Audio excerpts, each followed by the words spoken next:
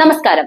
Big boss Malayalam season 7 അവസാന ഘട്ടത്തിലേക്ക് കടക്കുമ്പോൾ വീട്ടിലെ ഓരോ മത്സരാർത്ഥിയും അവരവരുടെ വ്യക്തിഗതമായ പ്രകടനങ്ങളിലൂടെയും അവരുണ്ടാക്കിയ തന്ത്രങ്ങളിലൂടെയുമാണ് വിജയിയാകാൻ ശ്രമിച്ചുകൊണ്ടിരിക്കുന്നത്.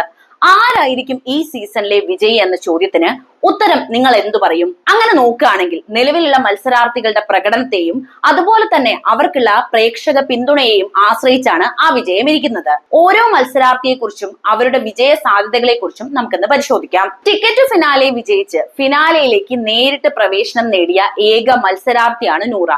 LGBTQ കമ്മ്യൂണിറ്റിയിൽ നിന്ന് വന്നു എന്ന നിലയിൽ ഷോയിൽ ശ്രദ്ധേയനായ നൂറ ശക്തമായ വ്യക്തിത്വവും വ്യക്തമായ നിലപാടും കൊണ്ട് പ്രേക്ഷക ശ്രദ്ധ നേടിയെടുത്തിട്ടുണ്ട്. ഗെയിമുകളോടുള്ള സമർപ്പണമാണ് ഇവരുടെ പ്രധാനപ്പെട്ട ശക്തി. ക്രിക്കറ്റർ ആയിട്ടുള്ള ഇത്ര നാളും അവിടെ നടത്തിയ ഗെയിമുകളിൽ മിക്കതിലും വിജയിയായ ആരിനെ പോലും പിന്തള്ളിക്കൊണ്ടാണ് ഫിസിക്കൽ ടാസ്കുകളിൽ പോലും നൂറ വിജയിച്ച് കയറി വന്നത്. തടിമാടന്മാരായ മത്സരാർത്ഥികൾ ഉണ്ടായിരുന്നിട്ടും നൂറ തന്റെ വിൽ പവർ ഒന്നുകൊണ്ട് മാത്രമാണ് വിജയിച്ച് കയറി വന്നത്. ലെസ്ബിയൻ കപ്പിൾ ആയതുകൊണ്ട് തന്നെ സമൂഹത്തിൽ നിന്നും ഒരുപാട് പ്രശ്നങ്ങൾ നേരിടേണ്ടി വന്ന വ്യക്തിത്വം കൂടിയാണ് നൂറയും അതുപോലെ തന്നെ പാർട്ട്ണറായിട്ടുള്ള ആദിലയും.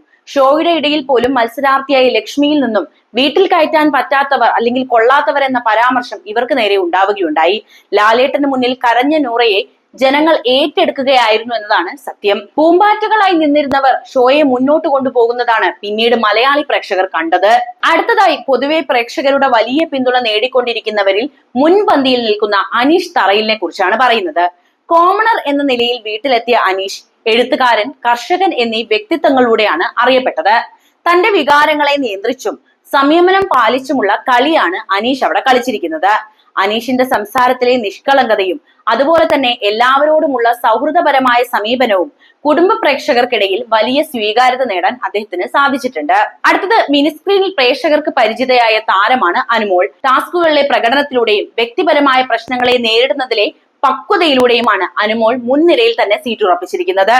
ഷോയുടെ ആദ്യഘട്ടത്തിൽ ടാസ്കുകളിൽ തന്റെ വ്യക്തിമുദ്ര പതിപ്പിക്കാൻ സാധിച്ചത് അനുമോൾക്ക് ഗുണം ചെയ്തു എന്ന് നമുക്ക് പറയേണ്ടിയിരിക്കും. അടുത്തത് ശക്തമായ മറ്റൊരു മത്സരാർത്ഥി ഷാനവാസ് ആണ്.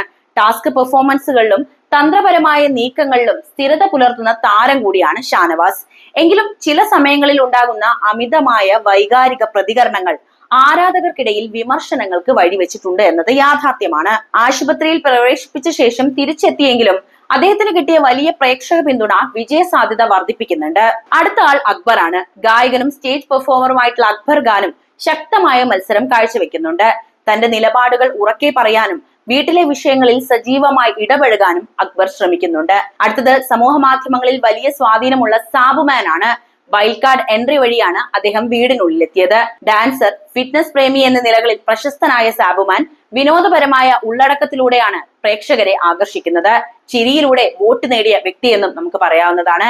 നൂറയുടെ പാർട്ണറായി ഷോയിലെത്തിയ ആളാണ് ആദില നസ്രീൻ. ടിക്കറ്റ് ഫിനാലെ പോലുള്ള ടാസ്കുകളിൽ മികച്ച പ്രകടനം നടത്തിക്കൊണ്ടിരിക്കെയാണ് ആദില മുന്നേറിക്കൊണ്ടിരിക്കുന്നത്. ഇവരുടെ പങ്കാളിത്തം സാമൂഹിക പ്രാധാന്യം നേടുന്ന വിഷയം കൂടിയാണ്. അടുത്തത് ഫാഷൻ സ്റ്റൈലിസ്റ്റും കൊറിയോഗ്രാഫറുമായ നെവിൻ കപ്രീഷ്യസും വീട്ടിലെ ശക്തമായ മത്സരാർത്ഥികൾ ഒരാളായി തുടരുന്നു എന്ന കാര്യമാണ്. അദ്ദേഹം മികച്ച എന്റർടൈനർ ആയതുകൊണ്ട് തന്നെ നല്ല രീതിയിൽ പ്രേക്ഷക പിന്തുണ നേടാൻ ഈ 2 മാസത്തിനിടയിൽ തന്നെ നെവിന് സാധിച്ചിട്ടുണ്ട്. പൊതുവെയുള്ള വോട്ടിംഗ് ട്രെൻഡുകൾ അനുസരിച്ച് അനീഷ്, അനുമോൾ, ഷാനവാസ് എന്നിവർക്കാണ് നിലവിൽ ഏറ്റവും കൂടുതൽ ജനപിന്തുണ ലഭിക്കുന്നത്. എന്നിരുന്നാലും ഏത് സമയത്തും അത് മാറാവുന്നതാണ്. ഫിനാലയോട് അടുക്കുമ്പോൾ ടിക്കറ്റ് ഫിനാലെ ടാസ്കിലെ പ്രകടനങ്ങളും അതുപോലെ തന്നെ അവതാരകനായിട്ടുള്ള മോഹൻലാലിന്റെ വീക്കെൻഡ് എപ്പിസോഡുകളിലെ ഇടപെടലുകളും പ്രേക്ഷകരുടെ അന്തിമ തീരുമാനത്തെ കാര്യമായിട്ട് സ്വാധീനിക്കാനുള്ള സാധ്യതയുണ്ട്. അതായത് വിജയങ്ങൾ ഇങ്ങനെ മാറിക്കൊണ്ടിരിക്കുമെന്നർത്ഥം. അതിനാൽ ശക്തമായ പ്രേക്ഷക പിന്തുണ, സ്ഥിരതയുള്ള ടാസ്ക് പ്രകടനം, വ്യക്തമായ നിലപാടുകൾ എന്നിവ സംയോജിക്കുന്ന മത്സരാർത്ഥിയായിരിക്കും കിരീടം നേടാൻ സാധ്യതയുള്ളത്. അതാരാണ് എന്നത് ഇനിയും കാത്തിരിക്കണം.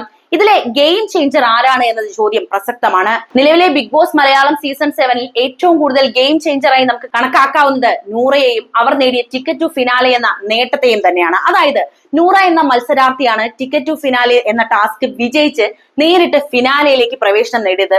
അതൊരു പെൺകുട്ടിയായിരുന്നത് എന്ന് കൃത്യമായിട്ട് നമ്മൾ മനസ്സിലാക്കണം. ഈ ഒറ്റ നേട്ടം വീട്ടിലെ മൊത്തത്തിലുള്ള കളിയുടെ ഗതിയെ പൂർണ്ണമായി മാറ്റിമറിച്ചിട്ടുണ്ട്.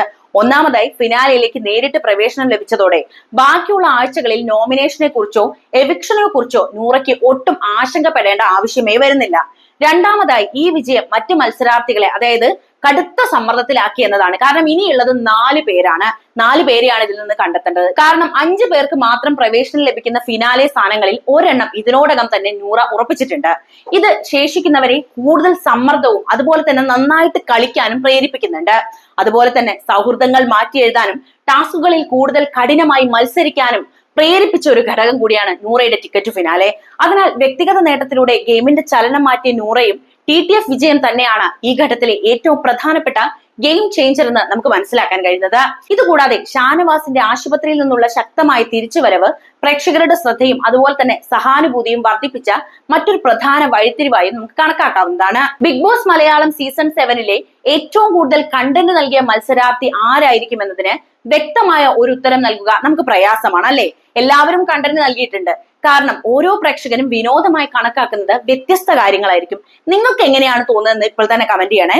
എങ്കിലും ഷോയുടെ ചർച്ചാ വിഷയങ്ങൾ, വൈകാരിക നിമിഷങ്ങൾ, വഴക്കുകൾ, തന്ത്രങ്ങൾ എന്നിവയുടെ എല്ലാം അടിസ്ഥാനത്തിൽ ഈ സീസണിൽ ഏറ്റവും കൂടുതൽ കണ്ടന്റ് നൽകിയത്, അതായത് കാഴ്ചക്കാർക്കിടയിൽ ഏറ്റവും കൂടുതൽ ചർച്ചകൾക്കും അതുപോലെ തന്നെ അഭിപ്രായങ്ങൾക്കും ഇടയാക്കിയ മത്സരാർത്ഥികളെ കുറിച്ചാണ് ഞാൻ ഇനി പറയുന്നത്. അതിൽ ഒന്നാമത്തെ വ്യക്തി ഷാനവാസ് തന്നെയാണ്. വീട്ടിലെ ഏറ്റവും വൈകാരികമായി പ്രതികരിക്കുന്ന, ടാസ്കുകളിൽ ഏറ്റവും തീവ്രമായി മത്സരിക്കുന്ന വ്യക്തികളിൽ ഒരാൾ തന്നെയാണ് ഷാനവാസ്. അദ്ദേഹത്തിന്റെ ശക്തമായ നിലപാടുകൾ, മറ്റു മത്സരാർത്ഥികളുമായുള്ള അഭിപ്രായ വ്യത്യാസങ്ങൾ, ഇടയ്ക്ക് ആശുപത്രിയിൽ പോകേണ്ടി വന്ന ഒരു സാഹചര്യം, തിരിച്ചുവരവ് എന്നിവയെല്ലാം തുടർച്ചയായി ചർച്ചാ വിഷയമാവുകയും ഷോയ്ക്ക് നിർണായകമായിട്ടുള്ള കണ്ടന്റ് നൽകുകയും ചെയ്തിട്ടുണ്ട് എന്നതാണ് സത്യം. അടുത്തൊരു സ്ട്രോങ് പ്ലെയർ അനുമോള് തന്നെയാണ്. ശക്തമായ വ്യക്തിബന്ധങ്ങൾ, കൃത്യമായ ഗെയിം പ്ലാനുകൾ, ഒപ്പം വൈകാരിക നിമിഷങ്ങൾ എന്നിവ നൽകി അനുമോൾ സ്ഥിരമായി കണ്ടന്റ് നൽകിയ ഒരു വ്യക്തി തന്നെയാണ്. മറ്റ് മത്സരാർത്ഥികളുമായുള്ള തർക്കങ്ങളും സൗഹൃദങ്ങളും പ്രേക്ഷകർക്കിടയിൽ വലിയ ചർച്ചകൾക്ക് വഴി തുറക്കുകയും ചെയ്തിട്ടുണ്ട്. മറ്റത് അനീഷാണ്. കോമണർ എന്ന നിലയിൽ വീട്ടിലെത്തിയ അനീഷ് തന്റെ നിഷ്കളങ്കമായ സംസാരത്തിലൂടെയും ചില സമയങ്ങളിൽ അപ്രതീക്ഷിതമായി ഉണ്ടാകുന്ന ശക്തമായ വൈകാരിക പ്രതികരണങ്ങളിലൂടെയും വേറിട്ട കണ്ടന്റാണ് BB പ്രേക്ഷകർക്ക് നൽകിയിട്ടുള്ളത്. ഗെയിം തന്ത്രങ്ങൾ, അതുപോലെ തന്നെ വൈകാരിക നിമിഷങ്ങൾ, വ്യക്തിഗത പോരാട്ടങ്ങൾ, തമാശകൾ എന്നിവയുടെ എല്ലാം ആകെ തുകയാണ് ബിഗ് ബോസിലെ കണ്ടന്റുകള്. അതിനാൽ ഒരു വിഭാഗം പ്രേക്ഷകർക്ക് ഷാനവാസ് ആകാം ഏറ്റവും കൂടുതൽ കണ്ടന്റ് നൽകിയ വ്യക്തി. മറ്റൊരു കൂട്ടർക്കാകട്ടെ അത് അനുമോളോ അനീഷോ ആകാം. നിങ്ങൾക്കാരാണ്? എനിക്കത് നെവിനാണ്.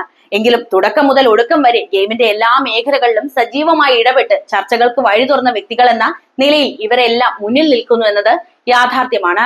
ഇനി നമുക്ക് വേറൊരു കാര്യം കൂടി നോക്കാം. അതായത് ബിഗ് ബോസ് പോലുള്ള റിയാലിറ്റി ഷോകൾ നേരിട്ട് സാമൂഹിക മാറ്റങ്ങൾ കൊണ്ടുവരുന്നതിനേക്കാൾ ഉപരി നിലവിലുള്ള ചില സാമൂഹിക വിഷയങ്ങളെ കുറിച്ച് പൊതു ചർച്ചകൾക്ക് വഴി തുറക്കുന്നുണ്ട് എന്നതാണ്. അതായത് ഒരു മാറ്റം കൊണ്ടുവരാൻ BB ഹെൽപ്പ് ചെയ്യുന്നുണ്ട്. അതായത് BB പ്രേക്ഷകരുടെ കാഴ്ചപ്പാടുകളിൽ വലിയ മാറ്റങ്ങൾ വരുത്തുകയും, അതായത് സൂക്ഷ്മമായിട്ടുള്ള മാറ്റങ്ങൾ വരുത്തുകയും ഇങ്ങനെ ചെയ്യുന്നതിൽ വലിയ പങ്ക് വഹിക്കാനും BBക്ക് കഴിഞ്ഞിട്ടുണ്ട്.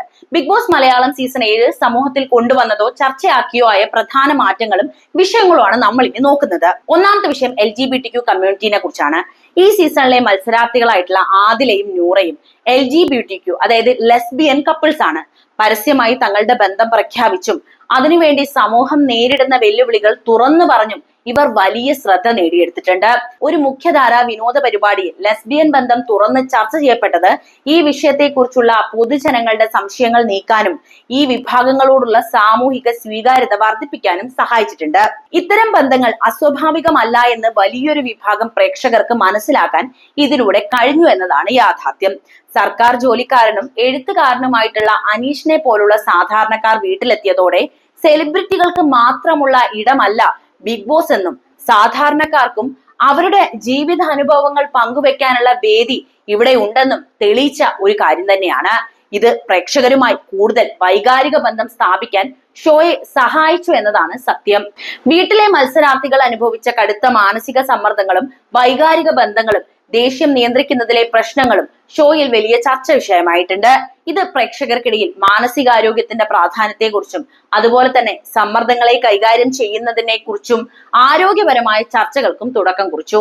ഷാനവാസ് ഉൾപ്പെടെയുള്ളവരുടെ തീവ്രമായ വൈകാരിക പ്രതികരണങ്ങൾ ദേഷ്യം നിയന്ത്രിക്കുന്നതിന്റെ സാമൂഹിക പ്രസക്തിയെക്കുറിച്ച് സംസാരിക്കാൻ ആളുകളെ പ്രേരിപ്പിച്ചിട്ടുണ്ട്. കടുത്ത സമ്മർദ്ദങ്ങൾക്കിടയിലും പെൺകുട്ടികൾ, അതായത് ഉദാഹരണത്തിന് നമ്മൾ പറയുകയാണെങ്കിൽ അനുമോളൊക്കെ തന്നെ ടാസ്കുകളിലും അതുപോലെ ദൈനംദിന വിഷയങ്ങളിലുമൊക്കെ കാഴ്ചവെച്ച പക്വതയും സൗഹൃദങ്ങളിലെ സത്യസന്ധതയും ഒക്കെ പ്രേക്ഷകരുടെ അഭിനന്ദനം നേടിയെടുത്തിട്ടുണ്ട്.